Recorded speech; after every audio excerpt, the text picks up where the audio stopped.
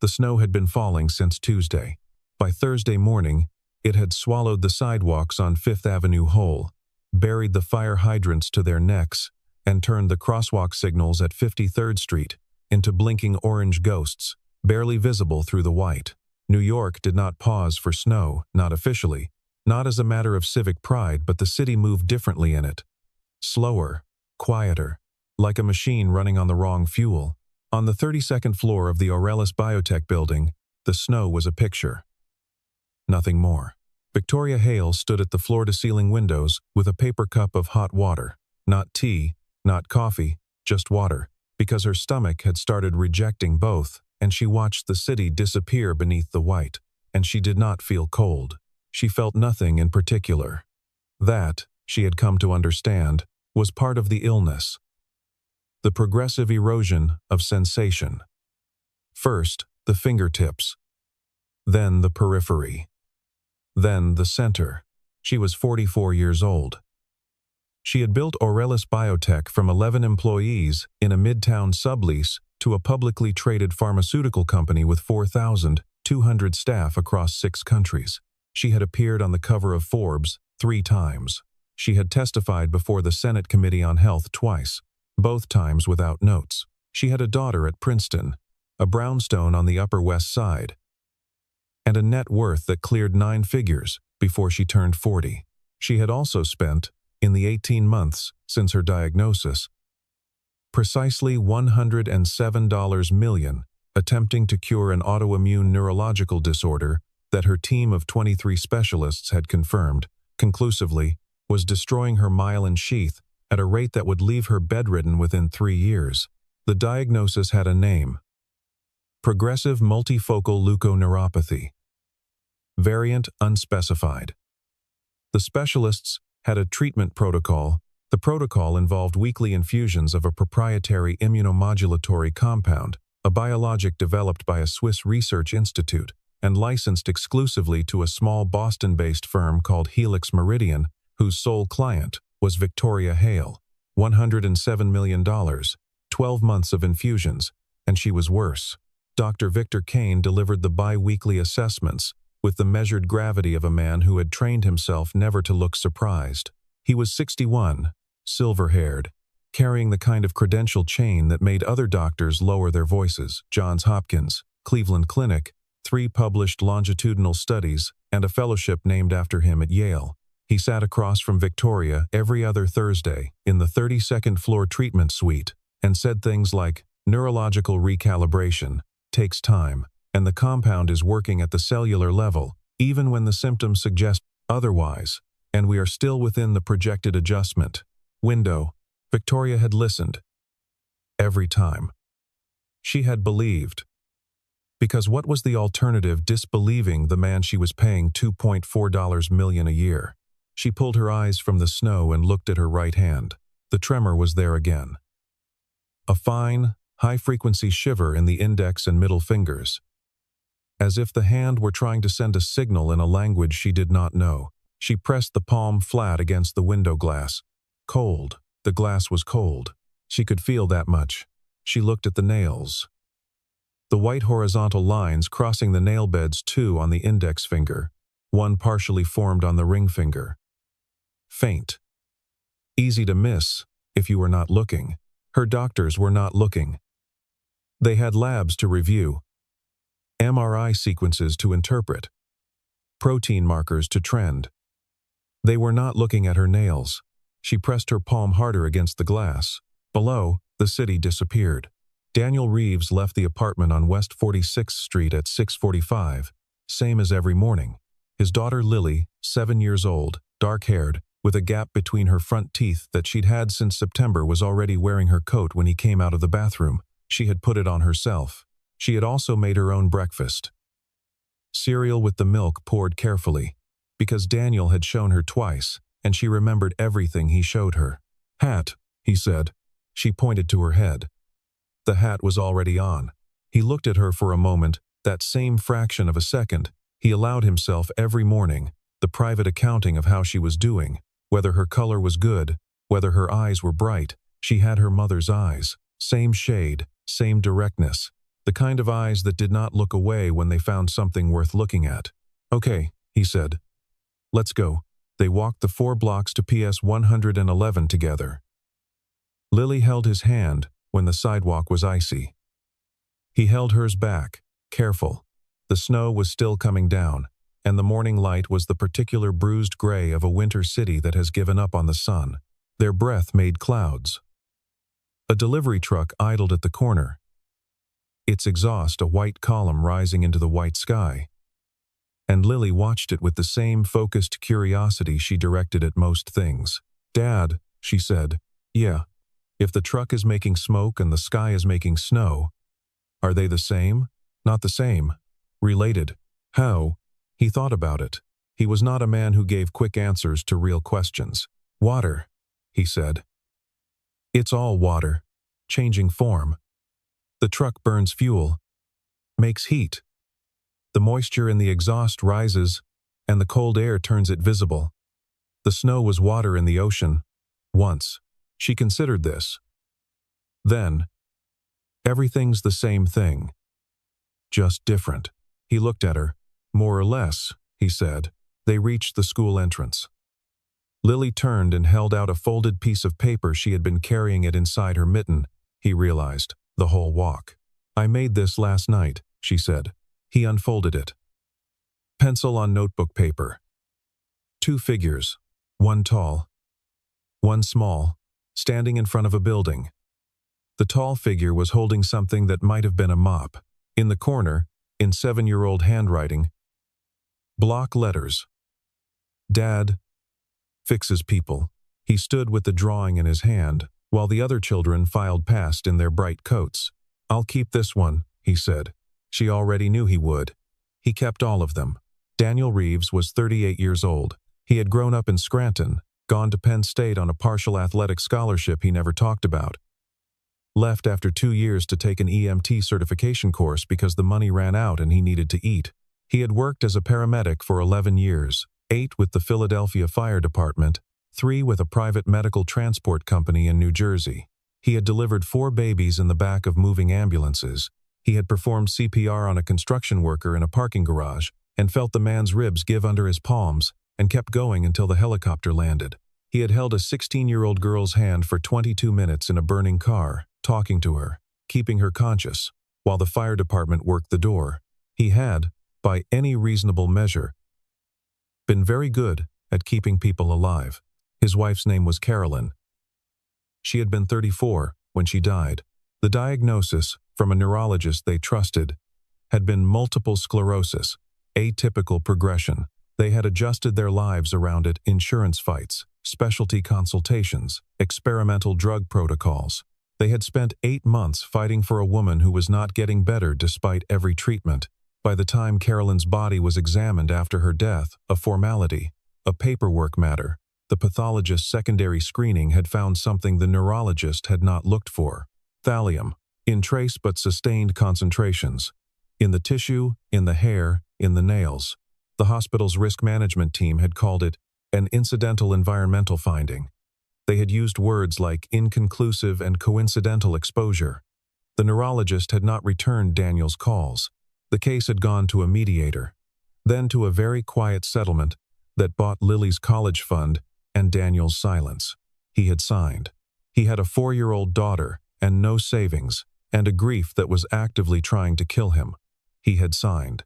He did not practice medicine anymore. He did not talk about it. He took the custodial position at Auralis Biotech because it paid $18 an hour plus union benefits, and because it was the opposite of medicine, the opposite of making decisions under pressure, the opposite of everything going wrong in a fraction of a second, while a life balanced on the edge of it. He cleaned floors. He emptied waste baskets. He moved through hallways like furniture. Invisible and efficient and unthreatening. He was very good at being invisible. He was also very good at seeing. The 32nd floor was not his usual assignment. His regular rotation covered floors 7 through 12, the administrative and research analytics wings, fluorescent-lit open-plan spaces full of people in business casual who did not look up when he came through with the mop cart. On a Tuesday in mid-January, A water main failure on the 31st floor sent 2 inches of standing water into the custodial storage room, and the overnight crew's floor assignment was reshuffled. Daniel got 29 through 33. He had been on the floor 6 days before he saw her.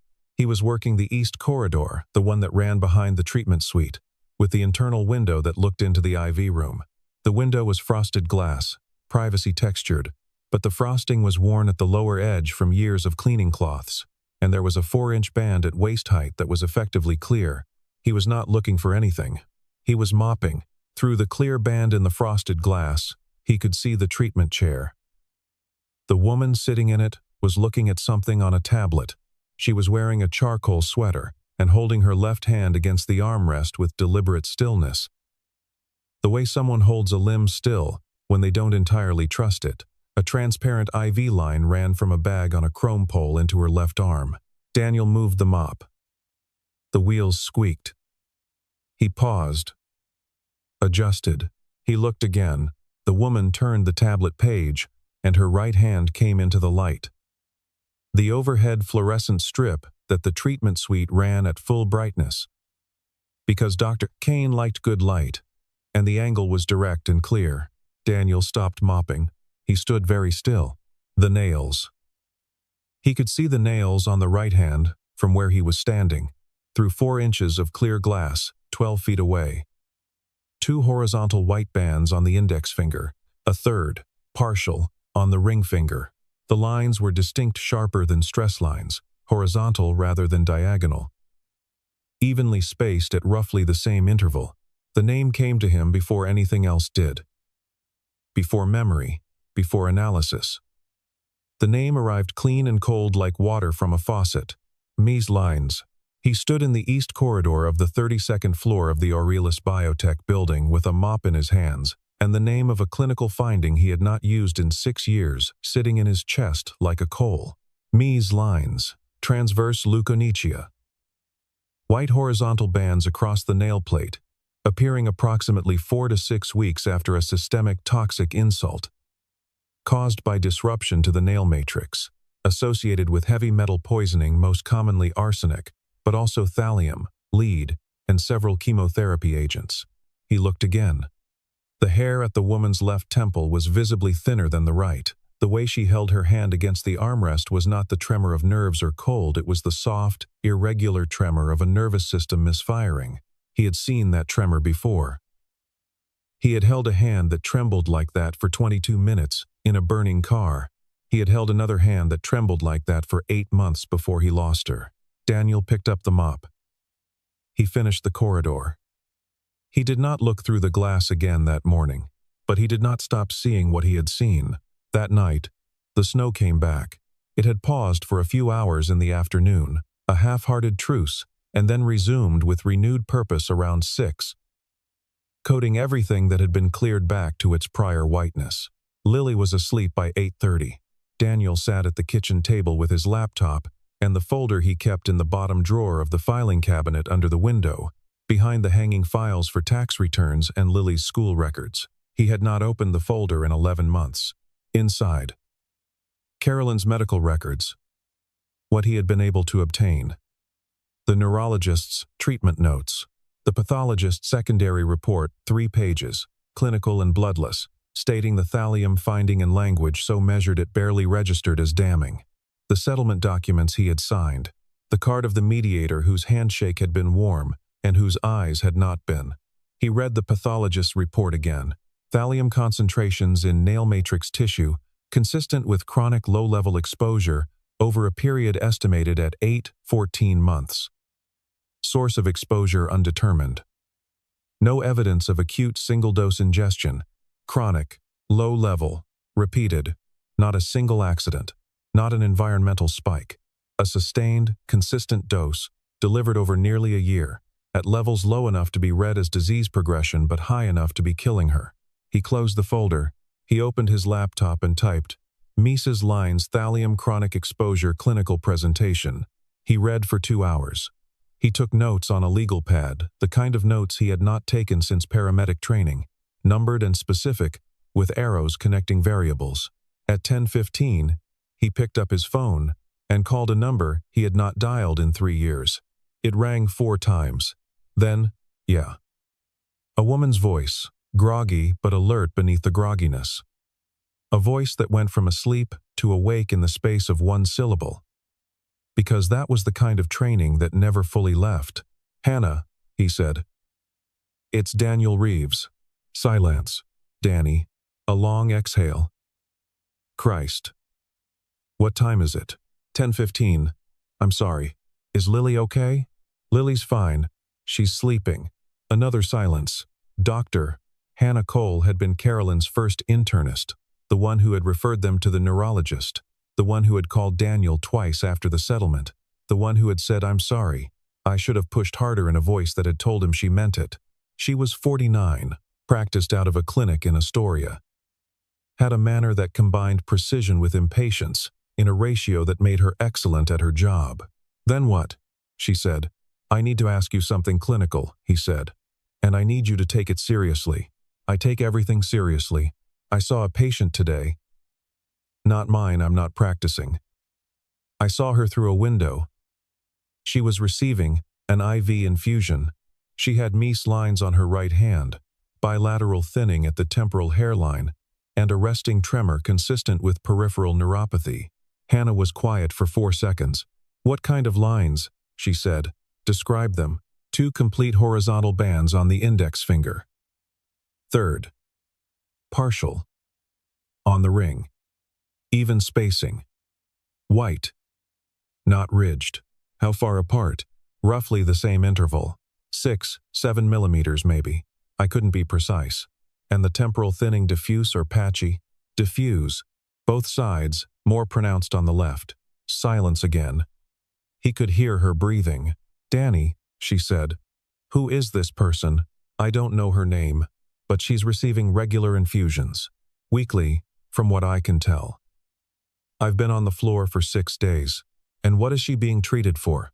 I don't know, but based on the lines, Hannah, if those are Meese lines, and the spacing suggests multiple exposure cycles. And she's getting progressively worse on whatever they're giving her." "Don't say it yet," Hannah said. "Don't say it until we have something more than a visual through a window." "I know, but Danny," her voice was quiet now, not groggy, fully awake and fully serious. "If what you're describing is accurate, the banding, the alopecia pattern, the neuropathy, that clinical picture doesn't present with autoimmune neurological disease. It presents with heavy metal toxicity." "I know," he said again. The snow was hitting the kitchen window at an angle now, driven sideways by a wind that had picked up from the north. He watched it accumulate on the sill. "What do you need from me?" Hannah said. "I need to know what I'm looking for," he said. "So I know what to document." He tried the direct approach first. He understood it would fail. He tried it anyway, because the alternative, going around it, required documentation and time. And every infusion cycle was another data point in a progression he was watching in real time. He found the floor's head nurse on a Wednesday morning. Her name was Brenda Marsh, early 50s, efficient, the kind of institutional seniority that expressed itself as impatience. He was pushing the mop cart past the nurse's station when he stopped and said, "Excuse me." She looked at him the way people look at custodians, present but not quite seeing. "I've been working this floor about a week," he said. "I noticed something about the patient in Suite C, the one who comes in on Thursdays for infusions." "You noticed something," Brenda repeated. "On her nails. There are. I'm going to stop you there." Her voice was not unkind. Exactly. Just precise in its dismissiveness. Patient privacy is a federal matter. Any clinical observations about any patient on this floor need to go through the attending physician. "That's Dr. Kane. I understand. Can I speak to Dr. Kane?" She looked at him for a moment. "At his uniform." "At the mop cart. Dr. Kane's schedule is managed through the main office," she said. "You can submit a request." He submitted the request. In writing. To the main office. He was careful with the language. No names, no diagnosis. A factual description of a physical observation and a clinical question he wanted to raise with the attending physician. 3 days later, he received an email from the facilities management office informing him that his request had been forwarded to the appropriate department and would be reviewed in due course. Due course. In a building full of people who made life-and-death decisions in real time, his observation would be reviewed in due course. On Thursday morning, he watched Victoria Hale walk to the treatment suite. He had learned her name from the framed profile on the executive wall near the elevator bank. Victoria Hale, Chief Executive Officer, Aurelius Biotech. The photograph showed a woman who looked like herself, only more so. Upright, direct. The photograph did not show the tremor in the right hand, or the slight stiffness in the left shoulder, or the way she paused, briefly, at the door to the treatment suite, as if gathering something before she went in. He watched her disappear through the door. He kept watching. He went back to his cart and kept working. He started documenting on a Friday. He did not take photographs of the patient. He would not do that. But he began documenting everything around the patient, the things in his domain, the things in his sight line that no one else was looking at. The infusion bags were disposed of through a medical waste contractor. Standard practice sealed red bags, biohazard marked, picked up weekly by a company called MedSafe Solutions, except that on the 32nd floor, there was a secondary waste collection that he noticed ran on a different schedule. Every 17 to 18 days. Not weekly. And the bags from the secondary collection were sealed differently, tied at the neck rather than heat-sealed, with labels that bore a different lot code than the standard pharmacy-sourced medications. He photographed the waste station. The bags, not the patient. The lot codes on the labels, visible through the biohazard plastic. He kept his phone in his breast pocket and took 4 photographs in the same 30-second span he spent replacing the bin liner. He sent the photographs to Hannah. He also photographed the medication dispensary log posted on a clipboard beside the supply cart. Standard practice. Accessible to any staff member who needed to check a dosage. He was not prohibited from reading it. He was never prohibited from reading anything. People did not think to prohibit the custodian. The log listed the infusion compound under the name Compound HX-117. He searched the name on his personal phone during his lunch break. Nothing in any public pharmaceutical database. No FDA registration. No clinical trial listing. No patent filing. Compound HX-117 did not exist in any verifiable medical record. He called Hannah again. The lot codes on those labels, she said. Without preamble, she had been thinking about it since he sent the photos. Those aren't standard hospital compounding codes. I ran them against the NDC database. No match. Danny, whatever they're infusing into this woman, it was not produced by a licensed pharmaceutical compounding pharmacy. And the secondary collection schedule? 17 to 18 days. Her voice was flat and careful. That's consistent with the half-life window for thallium clearance. If you wanted to maintain a chronic sublethal dose without triggering acute toxicity markers in routine blood work, you'd time the delivery to keep serum levels in the symptomatic range without hitting the fatal threshold. The kitchen was quiet. Lily was asleep. The snow outside had stopped for once, and the night was clear and brutally cold. The kind of cold that made the city feel brittle. Hannah, he said. I know, she said. I know. If someone wanted to do this to maintain a sick person in a state of managed deterioration, without killing them outright, they'd need access to the infusion site. They'd need the cooperation or the ignorance of the attending physician.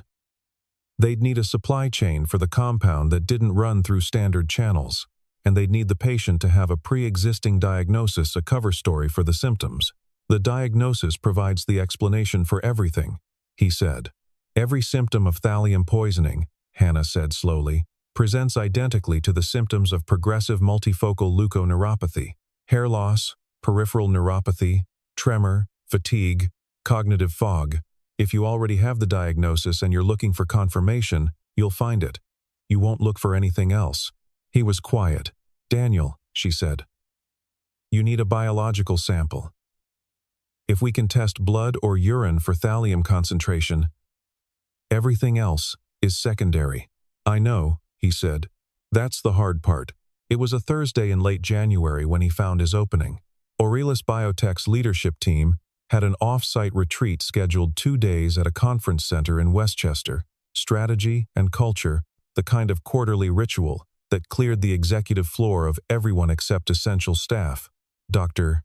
Kane was attending as an invited presenter on the company's medical innovation portfolio. Victoria Hale was not attending. Victoria Hale was in the building every day, because the company did not function without her at its center. At 6:45 in the morning, the snow had finally stopped. It lay deep and undisturbed on every surface. The city transformed into something that looked provisional, like a stage set. The light coming through the floor-to-ceiling windows on the east corridor was pale and clean, and absolutely direct.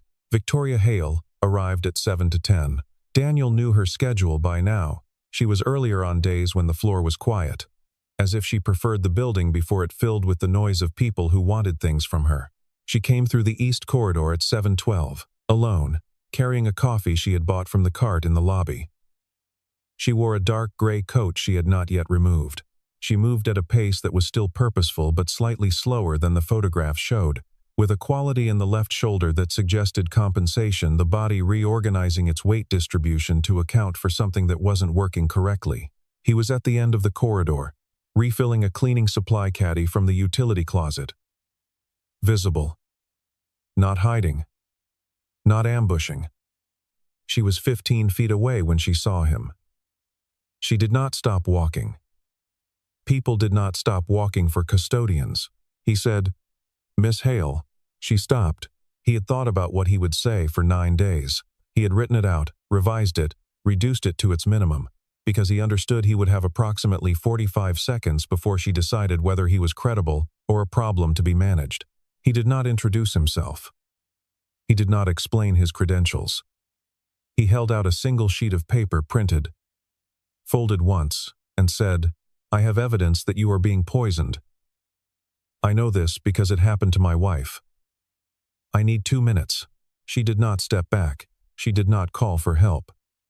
She looked at the paper in his hand, and then she looked at his face, and he looked back at her steadily. She took the paper. She unfolded it. He had printed Hannah's preliminary analysis stripped of identifying information. Just the clinical findings. The infusion schedule, correlation, the lot code anomalies, the thallium half-life timing, the absence of compound HX-117 from any pharmaceutical registry. She read it, standing in the east corridor with the clean morning light coming through the windows and the snow lying deep outside. She read every word. When she looked up, her face had not changed. "Why are you the one bringing me this?" she said. He had his answer ready. Not the credentials. Not the paramedic history. He gave her the only answer that was true. "Because I lost someone to this," he said. "And I know what it looks like from the outside, when everyone in the room is looking at the wrong thing." She was quiet for a long moment. "Who else knows?" she said. "One physician. Off the record. She can run the verification tests if you're willing to provide a sample." Victoria looked at the paper again, then at her right hand. The tremor was visible in the corridor light, fine and persistent. A frequency that did not match voluntary movement. She had been looking at it herself. She had been looking at it every day. "My office," she said. "Not the treatment suite." "My office." He nodded. He picked up the supply caddy. They walked to the far end of the corridor. Hannah Cole was in New York by Friday evening. Victoria Hale had provided blood and urine samples drawn in Victoria's private bathroom on the 32nd floor, by Hannah, using a kit Hannah had carried on the train from Queens. The samples were sealed, labeled, transported personally, and analyzed at an independent toxicology lab that Hannah used for her clinical practice. A lab with no relationship to Aurelius Biotech, a lab with no reason to be careful about what it found. The results came back on Saturday morning. Daniel received the text at 8:12, while Lily was eating breakfast across the table. Serum thallium, 4.7 micrograms per liter. Reference range is less than 0.5, elevated 9.4x. Urine thallium, 38.2 micrograms per gram creatinine. Reference range is less than 0.5, elevated 76x. This is not ambiguous. "Call me." He called her, 76 times the safe threshold, Hannah said. Her voice was steady in the way that voices go steady when the emotion is too large for the normal register. Not a trace finding, not a borderline. She is actively being poisoned, and has been for a prolonged period. The pattern of serum to urine ratio is consistent with the last administration having occurred within the previous 2 to 3 weeks, which matches the infusion schedule, he said. Which matches the infusion schedule exactly. A pause. Daniel, at these levels, with the neurological symptoms she's already exhibiting if this continues another 6 months, she's looking at permanent peripheral nerve damage, possibly central involvement. Can it be reversed? If we stop the exposure now and start chelation, yes. Significant recovery is achievable. The nervous system has plasticity. But the window is not unlimited. He looked out the window. Lily had finished her cereal and was drawing at the table, head bent, the pencil moving in careful loops. "What do we do with this?" he said. "That's her decision," Hannah said. "We give her the results. We give her the documentation. And then whatever she decides to do with it is hers." He met Victoria Hale at her office on Saturday afternoon, the building mostly empty, the snow on the terrace outside her windows undisturbed by footprints. Hannah was on a video call, present but remote, available to interpret the clinical findings. Daniel laid the results on the desk. He did not speak while Victoria read them. She read them twice. Her hands were flat on the desk surface, the tremor quieted by the pressure. When she looked up, her expression was the careful blankness of a person containing something very large. 76 times, she said. Yes. For how long? Based on the nail banding and the infusion schedule, Hannah's estimate is 11 to 13 months. 11 months. She had been getting worse for 11 months. She had been told, for 11 months, that the worsening was neurological recalibration. She had paid $107 million for the privilege of being told her disease was progressing normally, while someone used the treatment itself as a delivery system. "The compound," she said, "does not exist in any pharmaceutical registry," he said. "No FDA filing, no NDC code, no compounding pharmacy license attached to the lot numbers. Whatever HX117 is, it was not produced by any licensed facility." Kane. He signed every infusion order. And the financial side. "Who was paying Helix Meridian?" "I don't know that part," Daniel said. "That's further than my access goes." She nodded slowly. She reached into the desk drawer and removed a legal pad. She uncapped a pen. "I need the documentation," she said. "All of it. The photographs, the lot codes, the analysis, the toxicology results. Everything. You have it. I need it by Monday morning. You'll have it Sunday night." She wrote something on the pad. Then she looked at him directly, the same directness as the photograph in the executive hall, but without the distance. Present, unfiltered. "You could have gone to the press," she said.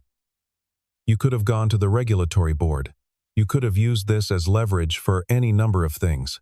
"I'm not interested in any of that," he said. "Why not?" He thought about Carolyn. About the mediator's warm handshake. About the folder in the bottom drawer that he had signed his silence into. About what it had felt like to have the truth and know where to put it. "Because leverage is for people who want something," he said. "I just didn't want this to happen to someone else." The Monday morning meeting was called at 9. Victoria sent the summons at 7 the previous evening terse. Calendar formatted. No subject line. Mandatory attendance. The conference room on the 32nd floor. 12 chairs around an oval table, floor-to-ceiling windows on the north face. The Manhattan skyline gray and sharp in the winter light. By 9:15, 10 people were seated. The general counsel, the CFO Richard Sloan, 47, who had joined Aurelis in the company's 3rd year, and whose compensation package included a clause tied to Victoria's continued leadership. The head of medical operations. 2 board members who had flown in from Boston.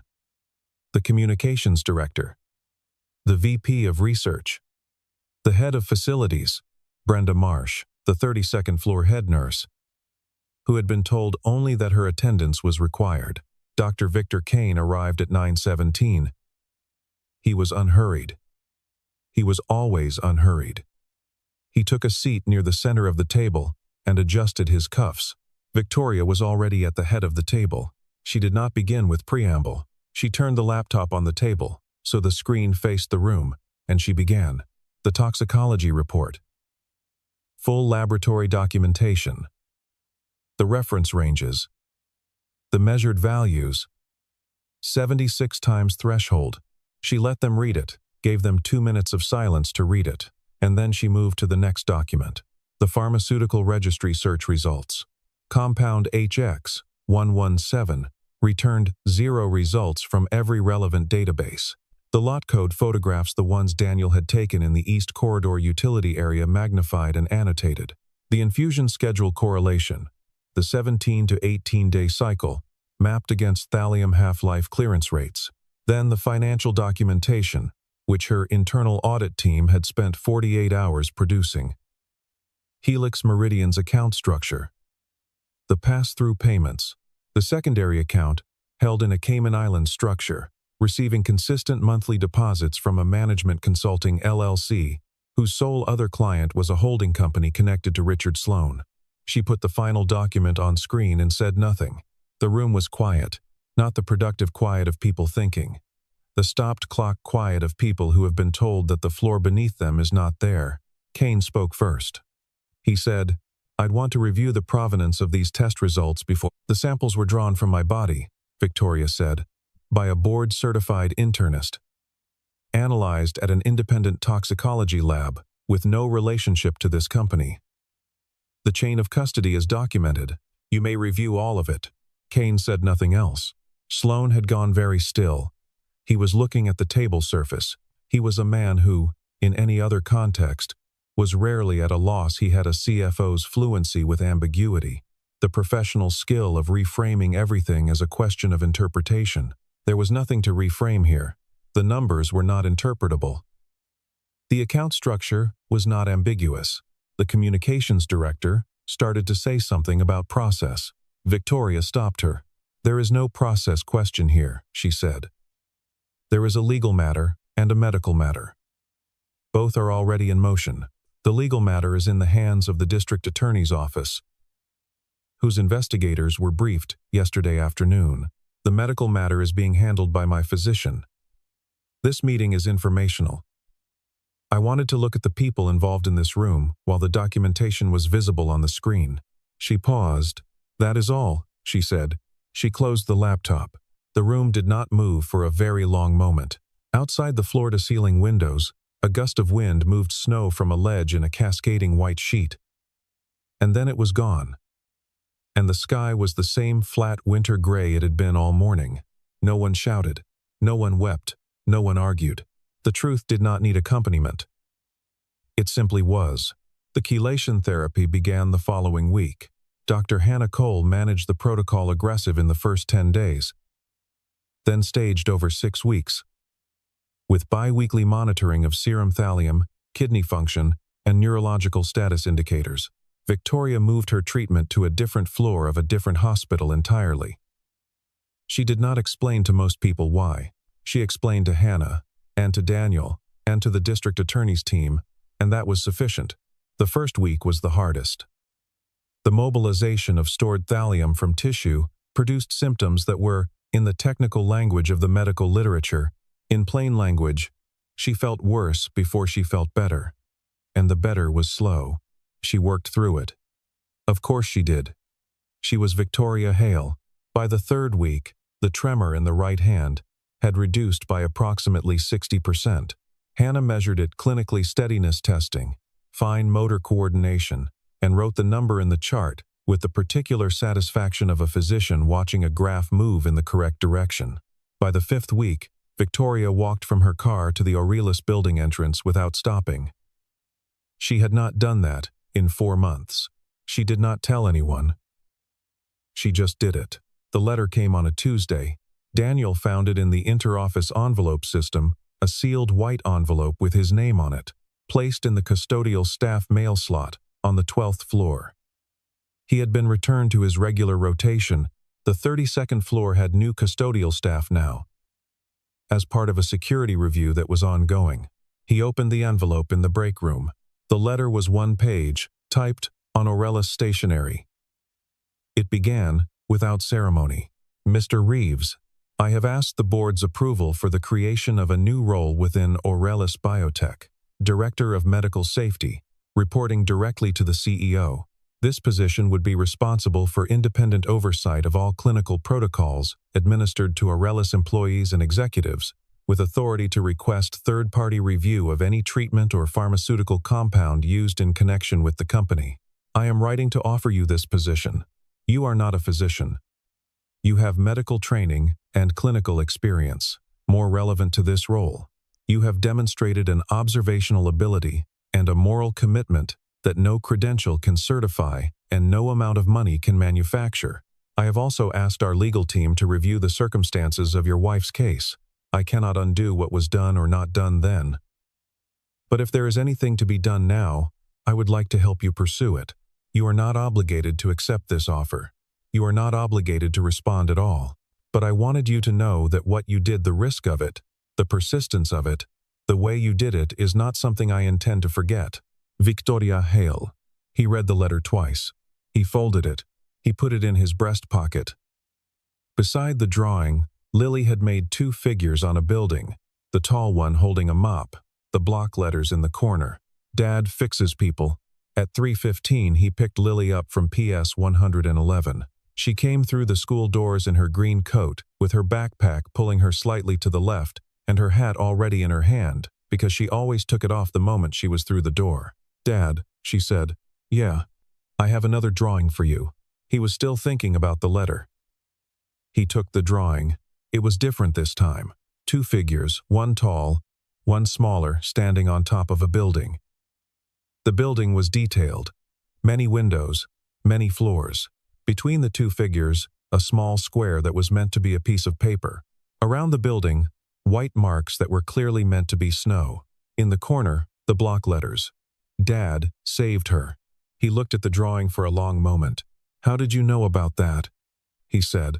She shrugged with the magnificent simplicity of a 7-year-old who does not distinguish between what she knows and what she simply understands. You were fixing something, she said. You always fix something. He crouched down so he was at her level. The wind was up, moving down the block, cold enough to make his eyes water, or something was making his eyes water. And he was willing to let the wind take the credit. Okay, he said. He stood. He took her hand. They started walking. The snow was coming down again, light this time, tentative, the kind of snow that was not sure of itself. It landed on Lily's hat, where she held it in her free hand, on the shoulders of his coat, on the drawing he had folded and put in his pocket with the letter. He did not know yet whether he would take the job. He did not know what the lawyers would find in Carolyn's case. He did not know what the district attorney's office would do with what they had, or how long it would take, or whether what they did with it would constitute justice in any form he would recognize. He knew that Carolyn was gone, and that would not change. He knew that Victoria Hale was alive and getting better, and that was, in some quiet and undemonstrative way that he could not have articulated aloud to anyone, enough. He had walked in the wrong direction for a long time. That was over now. Not because anything dramatic had happened, not because he had performed a heroism, not because he had been recognized or rewarded or returned to what he once was, but because he had looked at something small and true, through 4 inches of clear glass in a frosted window, and he had not looked away. That was all it had been. Looking. And not looking away. The snow kept falling. They walked home. He didn't tell anyone he had saved her. He just looked at what no one in that room paid very well to look had seen. That was enough. That had always been enough.